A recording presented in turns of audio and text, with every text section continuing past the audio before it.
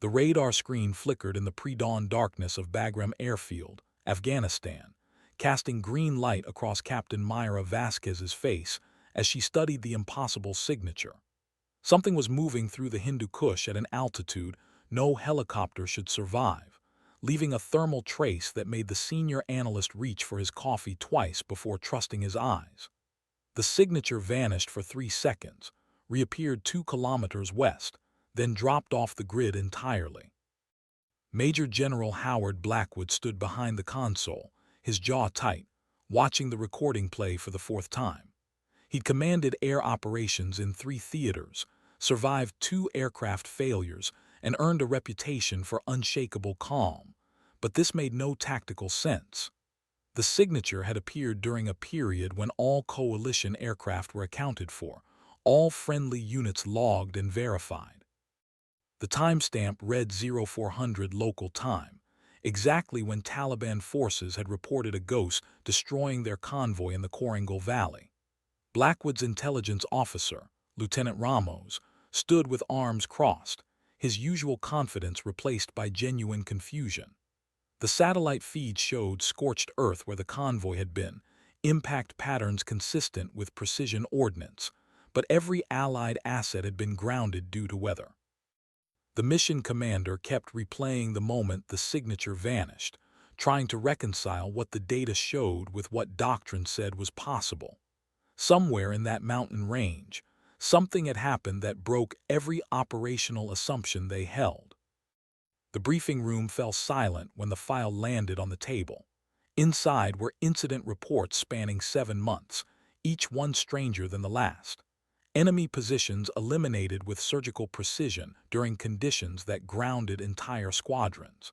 Supply routes destroyed in valleys where radar coverage should have been impossible. A pattern emerging that made conventional warfare look obsolete. The reports came from different units, different provinces, but they shared one detail that made experienced officers uncomfortable. Survivors described a sound like thunder rolling through canyons, a shape moving through clouds that shouldn't have been there, and devastation arriving without warning. Taliban radio chatter, intercepted and translated, spoke of divine punishment and metal demons. Coalition forces whispered about luck and coincidence, but Blackwood knew better. Somewhere in the chaos of asymmetric warfare, someone was rewriting the rules, and he needed to know who they were before the pattern attracted the wrong kind of attention. He picked up the file, noted the classification level, and realized this briefing would change everything. The signature had appeared again last night, this time near Kandahar, and the after-action reports were still being compiled. Whatever was happening in those mountains, it was accelerating. The operations center buzzed with controlled tension as Blackwood assembled his core team. Lieutenant Colonel Sarah Park from Intelligence, Commander James Ortiz from Tactical Air Control, and Major Kenji Matsuda from Special Operations all stood around the holographic display table that showed Afghanistan's topography in ruthless detail. The mountains rose in blue relief, valleys carved deep where light barely penetrated and modern warfare became something ancient and brutal. Blackwood activated the overlay, and red dots appeared across the map like blood drops on stone. Each dot represented an incident from the classified file, and together they formed a pattern that made Park inhale sharply. The incidents clustered along supply routes and high-value target areas, but the timing showed something more sophisticated than random strikes. Whoever was responsible understood enemy movement patterns, anticipated weather windows, and operated in the margin between possible and impossible. Ortiz leaned forward, his fingers tracing the elevation lines around each incident site. He'd flown combat missions in these mountains, knew how the wind shear could tear an aircraft apart, how the thin air made every maneuver a calculated risk. The thought that someone was operating here, consistently, in conditions that grounded experienced pilots, made him reassess every assumption he'd brought to the war. Matsuda pulled up the intercepted communications, and the room listened to Taliban fighters describing what they'd witnessed. The translations were rough, but the fear was universal. They spoke of judgment from above, of machines that materialized from nowhere and disappeared into weather that protected them like Allah's own hand. Blackwood noted the reverence in their voices, the way hardened fighters spoke like they'd witnessed something beyond military hardware. This wasn't the language soldiers used to describe airstrikes. This was something that had broken their understanding of the battlefield itself. Park overlaid the weather data, and the pattern became impossible to ignore. Every incident occurred during conditions that officially prohibited flight operations. Freezing rain, zero visibility, wind speeds that exceeded safety margins by catastrophic percentages. Yet the strikes remained precise, coordinated, devastating. Someone was flying when they shouldn't exist, succeeding when they should be dead, and leaving no trace beyond scorched earth and shattered enemy morale. Blackwood made his decision. They would trace every aircraft sortie, every mission log, every pilot report from the past 7 months. Somewhere in that data was a name, and that name would explain the impossible. The personnel records took 3 days to cross-reference. Park worked with a team of analysts, comparing flight logs against incident timestamps, checking maintenance records against aircraft availability, searching for the ghost in the machine. The breakthrough came at 2 in the morning, when Corporal Lisa Chen noticed a discrepancy in the fuel accounting. An A-10 Thunderbolt was logging training missions during periods when the base operations order showed all aircraft grounded. The discrepancies were small, easy to overlook in the chaos of daily operations, but consistent. Someone was flying when they weren't supposed to, and the paperwork had been subtly altered to hide it. Chen pulled the maintenance logs and found the same aircraft, tail number 872, signed out for routine checks that coincided with the mysterious incidents. The maintenance officer's signature belonged to Staff Sergeant Paul Hendricks, a veteran crew chief with 20 years of service and a reputation for keeping impossible aircraft flying. When Park brought Blackwood the findings, he studied the documents with the careful attention of someone who knew they were looking at either a court-martial or something that might save lives. The A-10 sat in its hardened shelter like a relic from a more honest war. Angular and brutal, the aircraft looked less like it was designed and more like it was forged, every line optimized for a single purpose: close air support in the most hostile environments imaginable. The GA-U-8 Avenger cannon dominated the fuselage, a weapon so powerful the aircraft was essentially built around it. Blackwood walked slowly around the Warthog, noting the wear patterns that spoke of hard use, the scorching around the gun ports, the patches on the titanium bathtub that protected the pilot. This aircraft had seen combat, real combat, the kind that left marks no amount of maintenance could fully erase. Hendricks stood nearby, his arms crossed, his expression carefully neutral. He knew why the general was here, knew the questions that were coming, and had already decided how much truth he was willing to share. Ortiz joined them, his pilot's eye noting details that only someone who'd flown combat would recognize. The tie-down points showed unusual wear, suggesting the aircraft had been moved frequently and quickly. The tires had deep scars consistent with rough field landings. This Warthog wasn't being used for training missions. Blackwood turned to Hendricks, his voice quiet but carrying the weight of command. He asked the only question that mattered: who was flying 872 during blackout conditions? Hendricks met his gaze without flinching, a lifetime of military discipline competing with loyalty to something he believed in more than regulations. The silence stretched until Matsuda appeared in the shelter entrance, holding a tablet that displayed the pilot manifest. He scrolled through the list of qualified A-10 drivers assigned to Bagram, his expression suggesting he'd found something unexpected. The name he highlighted made Ortiz laugh once, sharp and bitter, before he caught himself.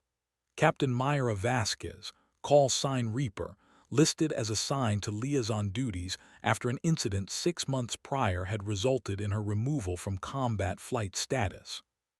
The official report cited insubordination during a mission brief when she challenged a strike order she believed would cause civilian casualties.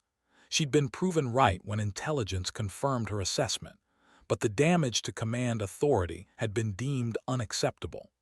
Blackwood remembered the incident, remembered signing off on the decision to ground her, remembered thinking it was a waste of a capable pilot.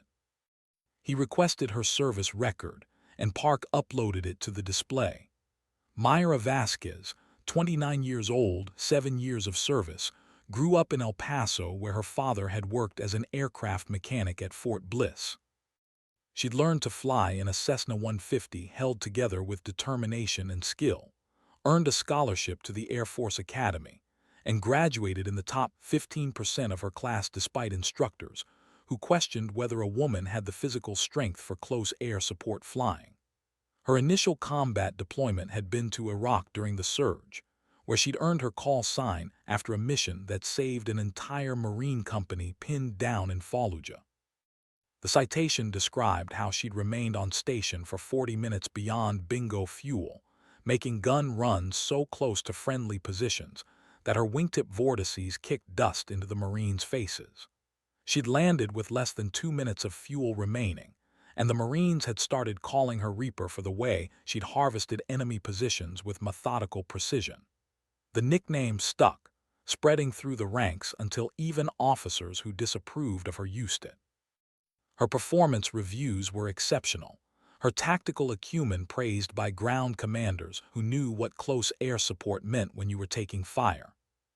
But there were notes in her file that explained why she'd been sidelined. She pushed boundaries, questioned orders when she believed they were wrong, and had a reputation for flying missions her way rather than by the doctrine. Commanders praised her results but worried about her methods. She'd logged more combat hours than pilots with twice her experience because she volunteered for every dangerous mission, every situation where the weather was marginal and the odds were poor. Other pilots respected her skill but called her reckless, said she flew like she had nothing to lose, like she was trying to prove something to people who'd already made up their minds. Blackwood read between the lines and saw a pattern he recognized. Myra Vasquez was brilliant, driven, and constantly fighting a war on two fronts, against the enemy and against a system that measured her by standards that had nothing to do with her ability. The incident that grounded her had been inevitable. She'd challenged a colonel in front of junior officers, questioning targeting data that she believed was flawed. When she'd been proven right, it had made the situation worse. She'd shown the colonel was wrong, and that was a sin the institution couldn't overlook. Blackwood closed the file and made his decision. He wanted Vasquez in his office within the hour, no advance warning, no time for her to prepare a defense. If she was responsible for the ghost strikes, he needed to hear it directly from her, needed to understand whether she was a rogue operator who endangered everything they were trying to accomplish or something else entirely. Park looked concerned, suggesting they gather more evidence before confronting her, but Blackwood shook his head. Evidence would wait. Right now, he needed to look into the eyes of the pilot who was either saving lives or risking a catastrophic incident that would ripple through the entire chain of command. Hendricks, still standing near the Warthog, said nothing, but his expression showed approval. Whatever was coming, he'd already decided which side he was on, and it wasn't the side of regulations and proper channels. Ortiz offered to sit in on the meeting, his presence a subtle reminder that pilots understood things that generals sometimes forgot. Blackwood agreed, sensing this conversation would require translation between the language of command and the language of those who actually flew into the fire. Myra Vasquez entered the office with the bearing of someone who'd been expecting this moment for months. She wore a flight suit despite being grounded, the fabric worn soft at the elbows and knees, patches from previous squadrons decorating the shoulders. Her dark hair was pulled back in a regulation bun, her face showing the weathering that came from too many hours in the cockpit and not enough sleep. She stood at attention, her eyes fixed on the wall behind Blackwood's head, and waited. Blackwood studied her for a long moment, nodding the calmness that most people couldn't maintain under command scrutiny. This wasn't nervousness or defiance. This was someone who'd already run the cost-benefit analysis and accepted the consequences of her choices. He gestured for her to sit, and she took the chair across from his desk with movements that were economical and precise. Ortiz stood near the window, his presence a silent statement that this wasn't just about regulations. Blackwood placed the file on the desk between them, the folder containing incident reports and fuel discrepancies and maintenance records that told a story she'd tried to hide. He asked her directly if she'd been flying 872 during unauthorized missions, conducting strikes without proper clearance or tactical oversight. Myra looked at the file, then at him, her expression unchanged. She asked if this was an official Article 32 investigation, her voice steady, already thinking like someone preparing for a court-martial. Blackwood said not yet, but it could be, depending on her answer.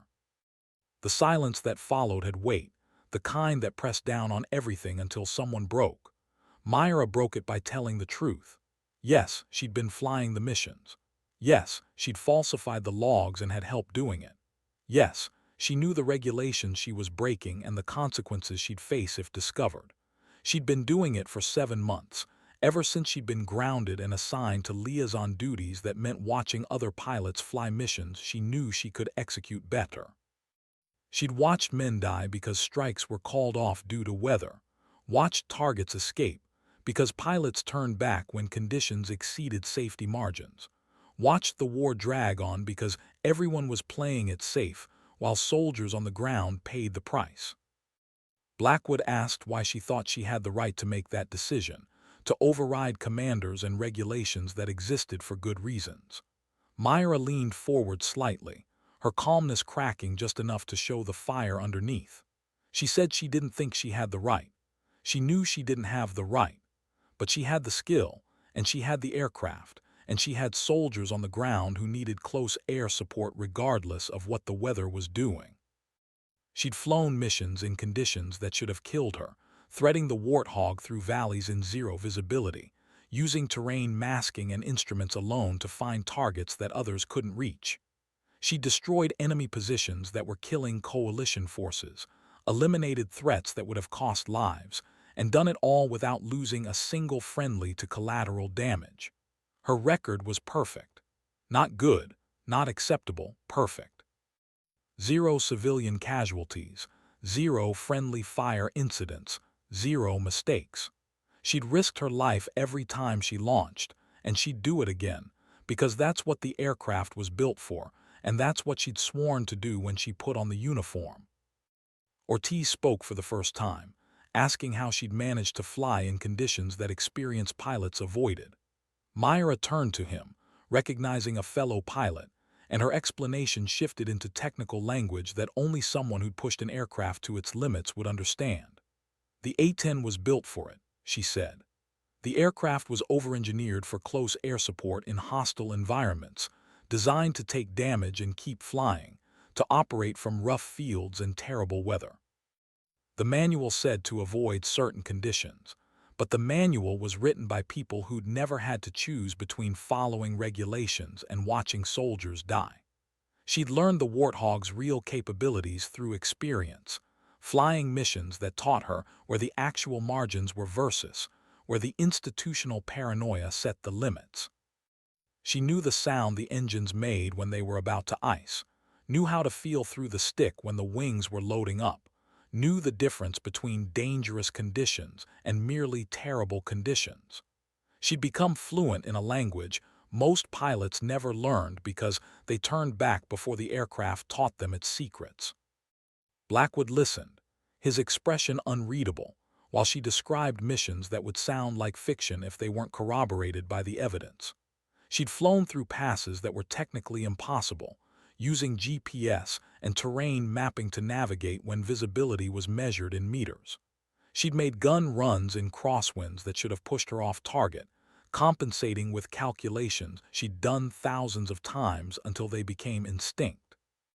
She'd learned to hear the battlefield through the radio chatter, to understand what ground commanders needed before they could articulate it, to position herself where she'd be needed rather than where she'd been assigned. The Taliban had started calling her the ghost of Korangal, a spirit that appeared in storms and delivered death with surgical precision. Coalition forces had their own names, whispered in command posts and guard towers, soldiers sharing stories of salvation arriving when all hope was gone. Myra said she didn't care about the mythology. She cared about bringing soldiers home alive, and if that meant breaking regulations, facing court-martial, ending her career, then that was acceptable math. Park entered the office with new intelligence, and the mood shifted immediately.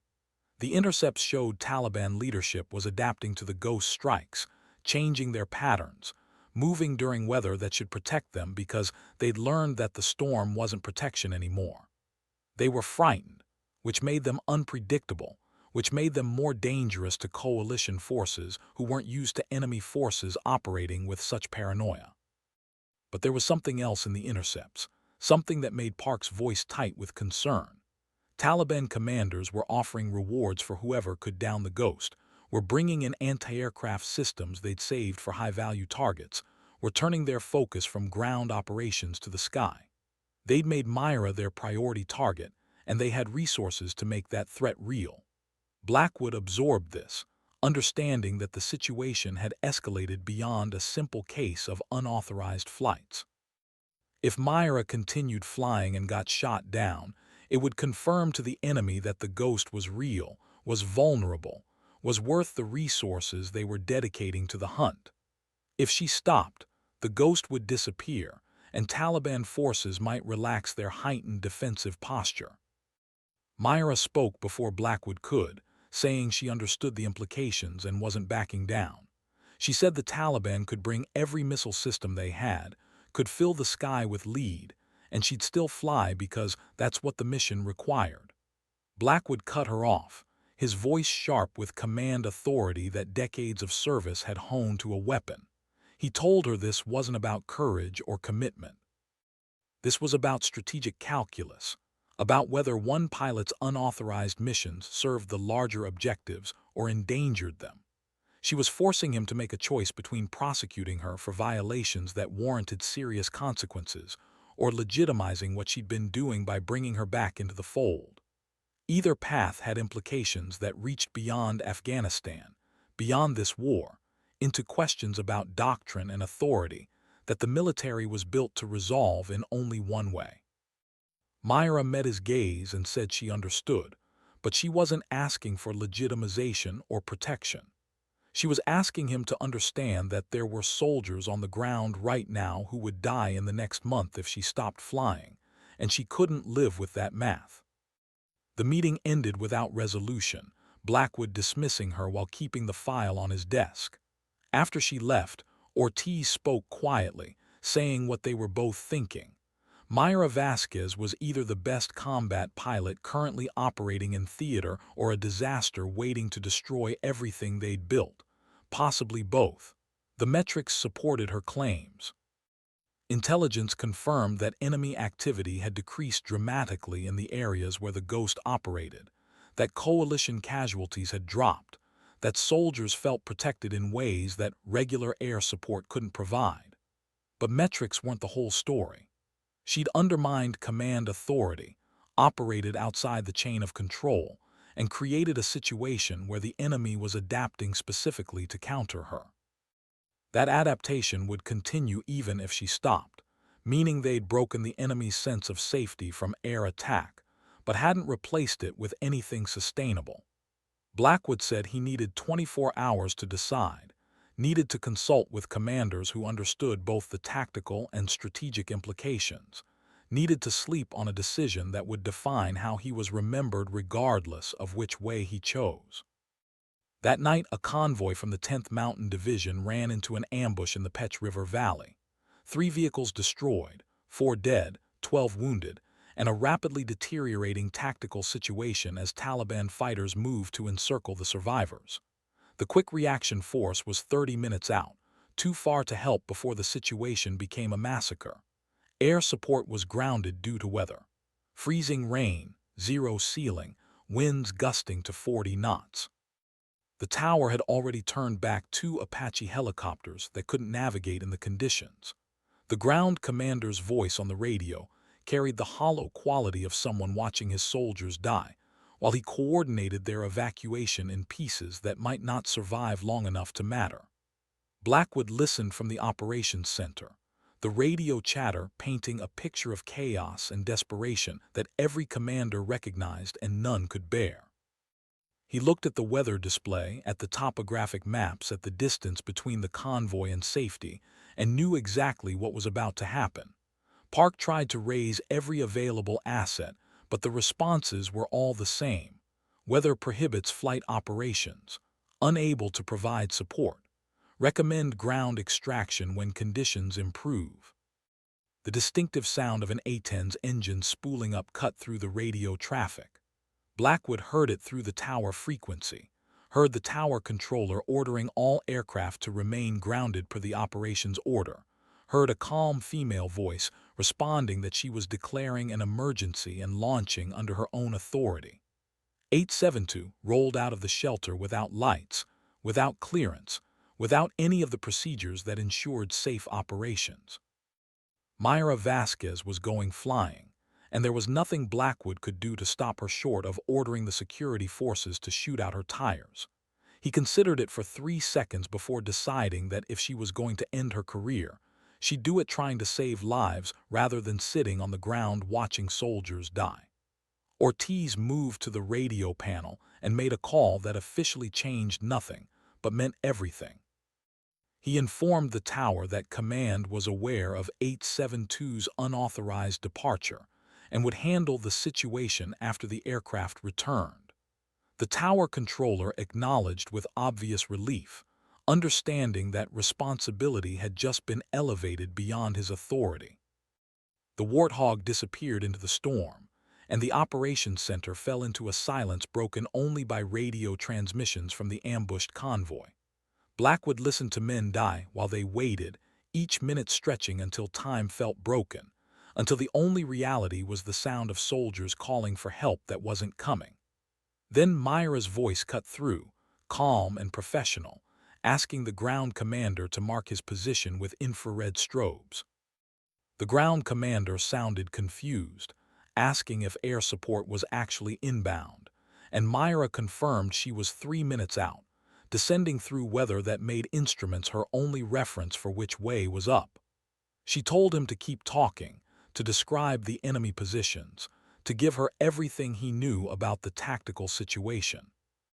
The ground commander complied, his voice shifting from despair to hope as he explained how Taliban fighters were maneuvering through the rocks above the convoy, how they had machine gun positions set up on both flanks, how the terrain made escape impossible without eliminating the high ground threats. Myra acknowledged the brief and went silent. The radio carried only the storm, only the wind and rain that was killing soldiers by preventing help from arriving. Then a new sound emerged, a mechanical roar that the ground commander recognized with a shout that carried pure relief. The Warthog's gun run lasted 6 seconds, the Avenger cannon firing with a sound like the sky tearing apart, and enemy positions that had seemed untouchable vanished in explosions of earth and flesh. Myra pulled off, invisible in the clouds, and came around for another pass.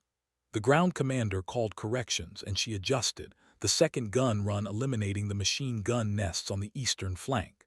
The Taliban fighters broke, running from positions they'd thought were safe from air attack, and Myra tracked them through the thermal sight, the cannon finding them in the rocks where they thought darkness and weather provided protection. 3 more passes, 3 more gun runs, and the ambush was over. The enemy dead or fled, the convoy secure, medics working on casualties who would live because help had arrived when it shouldn't have been possible. Myra climbed back into the weather, her voice calm as she requested vectors back to Bagram.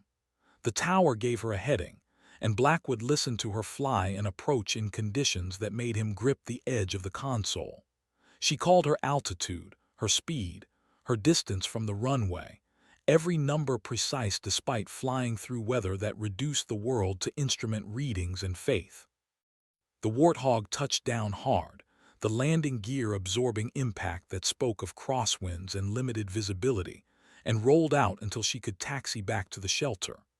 Blackwood walked out to meet her, standing in the rain that had killed soldiers an hour ago and now felt like baptism. Myra shut down the engines, the turbines winding down until the only sound was weather, and climbed out of the cockpit. She saw Blackwood waiting and came to attention, water streaming off her helmet, her flight suit soaked despite the waterproofing. She said nothing, waiting for judgment, and Blackwood realized he was looking at something the military tried to create but rarely achieved. Someone who understood the mission so completely that regulations became secondary to the purpose those regulations were meant to serve. He told her to be in the briefing room at 0800, and she'd find out then whether she still had a career. Myra acknowledged the order and walked away, leaving Blackwood standing in the rain, watching 872 sit in the darkness like a monument to the gap between doctrine and necessity.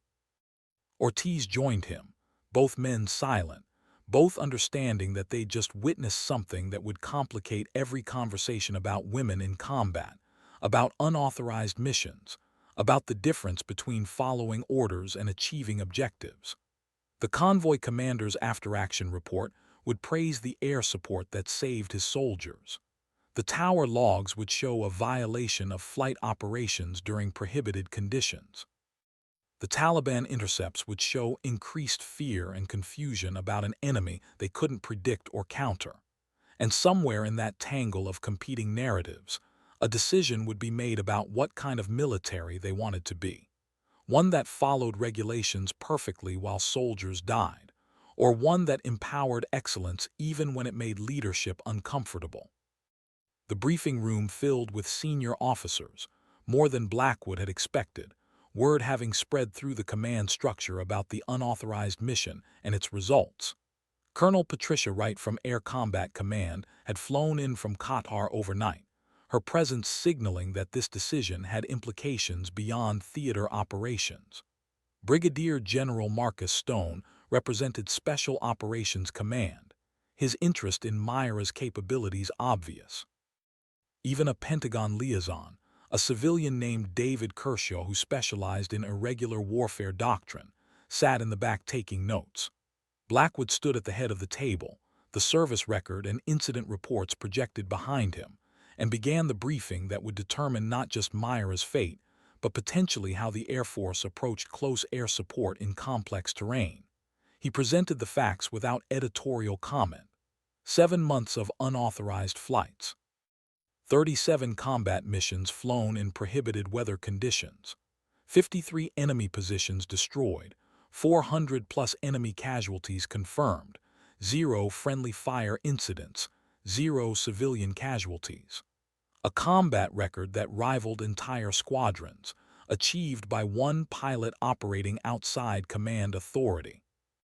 Wright interrupted, asking about the safety implications, the risk assessment, the precedent being set. Blackwood had anticipated this, had prepared answers that acknowledged her concerns while forcing everyone in the room to confront uncomfortable truths. Yes, the missions were dangerous. Yes, Myra had exceeded safety margins that existed for good reasons.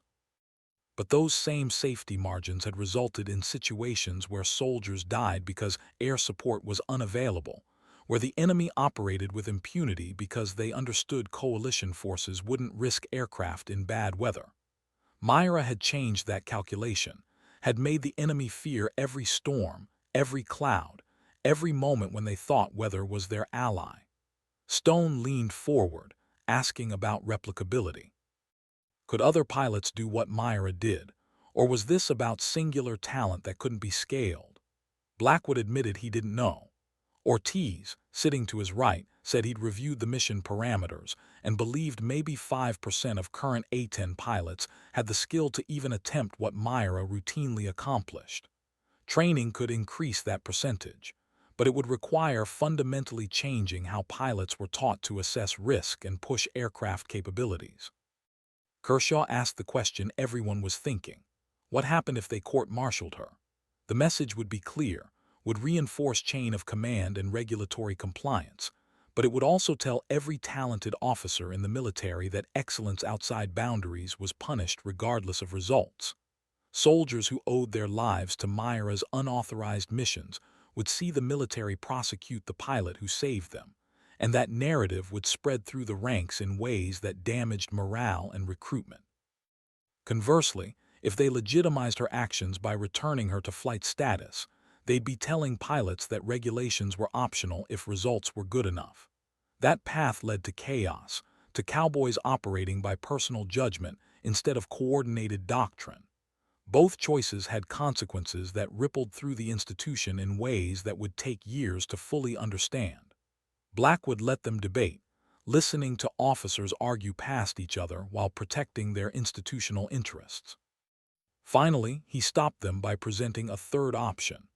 They bring Myra's tactics into doctrine, study her methods, understand why she succeeded where others failed, and use that knowledge to improve how they train pilots and assessed operational risk. Wright objected immediately, saying they couldn't reward insubordination by making it official policy. Stone countered that they couldn't ignore a combat innovation that was saving lives. The argument escalated until Blackwood raised his hand for silence. He said they were missing the fundamental question. Myra Vasquez hadn't flown unauthorized missions because she was reckless or insubordinate. She'd done it because she was grounded for challenging bad targeting data, because the system had sidelined someone brilliant for being right at the wrong time. They'd created the situation by prioritizing institutional harmony over tactical excellence, and now they were reaping consequences that forced impossible choices. The room went quiet as officers absorbed this, realizing that the decision about Myra was also a judgment on the system that had grounded her in the first place. Blackwood proposed a way forward. Myra would face non-judicial punishment for the unauthorized flights, enough to satisfy regulations without destroying her career. In exchange, she'd be reinstated to flight status under a special program that studied extreme weather close air support tactics. Her missions would be documented, analyzed, and used to improve training and doctrine. The debate continued for 3 hours, officers arguing over details and implications, but the framework held. By the time the meeting concluded, they'd crafted a solution that acknowledged Myra's violations while capturing the value of her methods. It wasn't perfect, didn't satisfy everyone, and would create precedents that future officers would argue about for decades. But it was real, was honest about the complexity, and recognized that sometimes the right answer existed outside the binary of punishment or reward. Blackwood was authorized to implement the decision, to bring Myra back into the fold while ensuring her knowledge didn't die with her career. As officers filed out, Stone approached Blackwood privately, saying Special Operations Command had been looking for pilots with unconventional capability and asking if Myra might be interested in a different kind of flying. Blackwood said he'd ask, but he suspected she'd want to stay with the Warthog, with the mission that had defined her contribution to the war. Stone nodded, understanding, and left his contact information anyway. Blackwood called Myra back to his office, this time with Wright and Ortiz present. He delivered the decision formally, watching her face remain composed as he explained the non-judicial punishment: reduction in rank from captain to first lieutenant, forfeiture of 2 months' pay, and a letter of reprimand in her permanent file. Then he told her the rest. She was being returned to flight status, assigned to a newly created position developing advanced close air support tactics in complex terrain and adverse weather. Her missions would be legitimate, properly coordinated, and studied by pilots who needed to learn what she knew. Myra absorbed this without visible emotion, her training keeping her responses measured even as Blackwood suspected she felt relief or vindication or possibly both. She asked if this meant other pilots would be taught to fly the way she did, and Blackwood confirmed that was the intent. The lessons she'd learned through trial and risk would become doctrine, would save future lives without requiring pilots to operate in the gray areas she'd inhabited. Wright added that the program would be monitored closely, that any repeat of unauthorized operations would result in immediate dismissal, that this was a one-time accommodation based on exceptional circumstances. Myra acknowledged the terms, accepted the punishment, and thanked them for the opportunity to continue serving. Blackwood dismissed her, then sat back in his chair, feeling the weight of command in ways the Academy had never prepared him for. Ortiz commented that they just legitimized one of the most irregular combat operations in recent memory, and Blackwood agreed. But irregular was becoming necessary, was becoming the nature of warfare where enemy forces adapted faster than doctrine committees could update manuals. They needed people like Myra, needed officers who understood mission intent so deeply they could rewrite tactics in real time, but they also needed enough control to prevent chaos. Finding that balance would define whether the military remained effective as warfare evolved beyond conventional boundaries. Wright left to brief her superiors, already drafting language that would explain the decision in terms that protected institutional interests while acknowledging tactical innovation. Blackwood knew that language would be dissected by lawyers and historians, that this moment would be cited in future debates about military flexibility versus organizational discipline. The program launched quietly, no press releases or public acknowledgement, just a special projects code in the budget and a training directive that few officers outside the air combat community would notice. Myra returned to flying, but now her missions were coordinated through proper channels, her tactics documented by observers who rode and chased aircraft when weather permitted or reviewed telemetry data when it didn't. Other A-10 pilots volunteered for the program, drawn by the challenge and the opportunity to learn from someone whose reputation had spread through the community. Myra taught them not just techniques but mindset, how to read weather as terrain to be navigated rather than obstacles to avoid, how to trust instruments when visibility vanished, how to fly the Warthog at the edge of its performance envelope without crossing into catastrophe. She was demanding, uncompromising, and brilliant at articulating principles that most pilots learned through instinct or not at all. Her students either adapted to her standards or washed out, and those who succeeded became the core of a new generation of close air support pilots who redefined what the aircraft could accomplish. The Taliban noticed the change. Intercepted communications showed increasing frustration as their safe havens disappeared, as weather that once protected them became irrelevant to coalition air power. They adapted by moving more at night, by dispersing into smaller units that were harder to target, by accepting that the sky was no longer a sometimes threat but an always threat regardless of conditions. Coalition casualties continued to drop, not dramatically but steadily, the kind of incremental improvement that saved lives without generating headlines.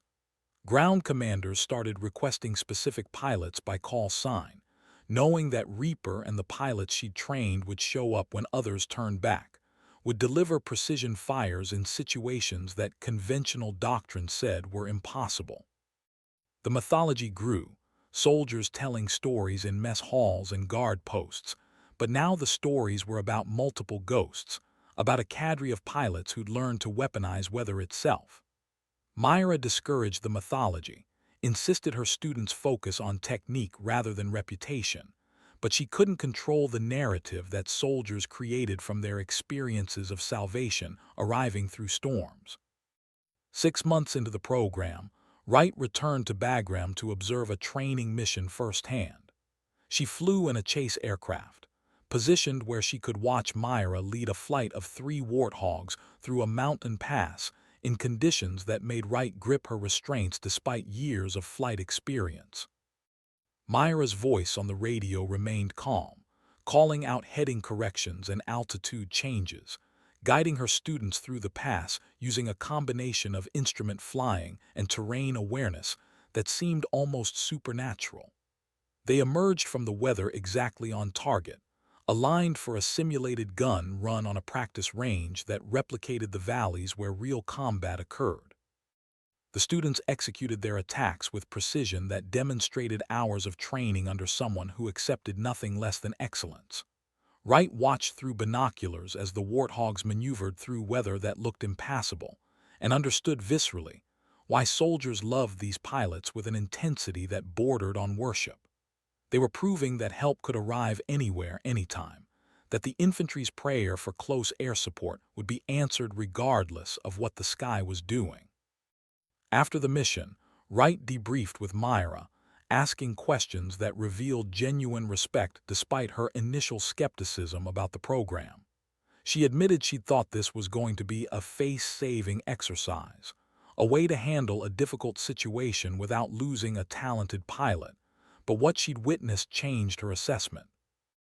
Myra had developed a systematic approach to flying in conditions that conventional wisdom avoided, had codified principles that could be taught and evaluated and improved upon. This wasn't cowboy flying or reckless heroics. This was aerospace engineering applied to the margins, finding capability that existed in the aircraft but had never been properly explored. Wright asked if Myra had considered writing a manual, formalizing her knowledge in ways that could be distributed throughout the community. Myra said she'd been documenting everything, working with engineers and meteorologists to understand why her techniques worked, translating instinct into principles that pilots could study before they faced the situations where that knowledge meant the difference between life and death. The war continued its slow, grinding progress, gains measured in villages secured and supply routes protected, setbacks absorbed and adapted to in the way that counterinsurgency demanded. Myra's program became a standard part of A-10 pilot training, incorporated into the curriculum at the level that meant future pilots would learn these skills before they deployed, rather than discovering them through crisis.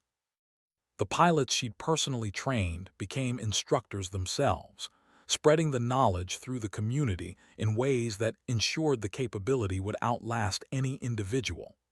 Blackwood watched this evolution with satisfaction, knowing that his decision had been vindicated by results, even as he still sometimes wondered about the precedent they'd set. Stone's Special Operations Command continued to request pilots from the program, and several of Myra's students transferred to assignments that Blackwood wasn't cleared to know about. The capability was being recognized, was being leveraged in ways that extended beyond Afghanistan, and that meant the institutional change they'd started would continue regardless of what happened to the people who began it. Myra earned her captain's rank back after 2 years, the promotion accompanied by a citation that carefully avoided mentioning why she'd been reduced in the first place. Her service record now showed a gap that curious officers might wonder about, but the combat decorations and teaching assignments that followed told a story of redemption and contribution that overshadowed past violations. She received her first command, a small unit within the larger program, responsible for advanced tactics development and operational testing. The position suited her, allowed her to fly combat missions while mentoring the next generation, kept her skills sharp while ensuring her knowledge spread through the community. She never spoke publicly about the unauthorized missions, maintained professional relationships with commanders who'd been forced to make difficult choices about her career, and focused on the work that she believed mattered most, bringing soldiers home alive. Soldiers in the field didn't care about the politics or the history. They cared that when they called for air support, someone answered, and when Reaper's voice came over the radio, they knew they'd survive the day. Years later, after the withdrawal from Afghanistan, after the headlines moved on to other wars and other crises, a military historian would request an interview with Myra about her service. She'd agree, with the understanding that certain details would remain classified, and spend an afternoon explaining what it meant to fly close air support in the world's most challenging terrain. The historian would ask about the unauthorized missions, would try to get her to reflect on the moral dimensions of following orders versus following conscience, and Myra would give answers that were honest without being self-serving. She'd say that she did what she believed was necessary, accepted the consequences when they came, and was grateful the system found a way to capture the lessons without destroying her career. She'd emphasize that it wasn't about her, wasn't about individual heroism or breaking rules, but about an aircraft and a mission that demanded more than conventional doctrine provided. The Warthog was built to fly in terrible conditions and deliver devastating fires with surgical precision, and using it any other way was a waste of capability that cost lives. The historian would press, asking if she'd do it again, if presented with the same choice, and Myra would pause before answering. She'd say that she hoped future officers wouldn't face that choice, that the program she'd helped build meant pilots now had authorization to fly missions that previously would have been unauthorized. The system had adapted, had learned, had incorporated the lessons in ways that served everyone better. But if the system hadn't adapted, if she was still grounded and soldiers were still dying, would she make the same choice? The historian would note the silence that followed, would observe how Myra looked out the window at a sky that held no threat, and would understand that some questions couldn't be answered in ways that satisfied academic curiosity. Myra would conclude the interview by saying that every officer swore an oath to support and defend, and sometimes that oath required choosing between the letter of regulations and the spirit of the mission, and she'd made her choice based on what she believed her oath demanded in that moment. The documentary that emerged from that interview would be viewed thousands of times by military personnel and civilians, would spark debates about military discipline and tactical innovation, would be cited in academy ethics classes and command courses as a case study in the tensions between institutional authority and individual judgment. Some commentators would praise Myra as a hero who saved lives despite bureaucratic obstacles. Others would criticize her for undermining command structure and setting dangerous precedents about following orders. Most viewers would simply be amazed that someone had flown combat missions in conditions that looked impossible, would share the videos of warthogs emerging from storm clouds to deliver salvation to soldiers who thought help wasn't coming. The visual of that aircraft, angular and brutal and absolutely committed to its purpose, would become iconic in ways that captured something essential about close air support and the people who flew those missions. The image would be shared, memed, turned into unofficial unit patches and tattoos, incorporated into the visual language that military communities use to express values that civilians struggled to articulate. Myra retired from the Air Force after 20 years, the ceremony small and professional, attended by pilots she'd trained and commanders she'd served under, and soldiers whose lives she'd saved in valleys whose names most Americans couldn't pronounce.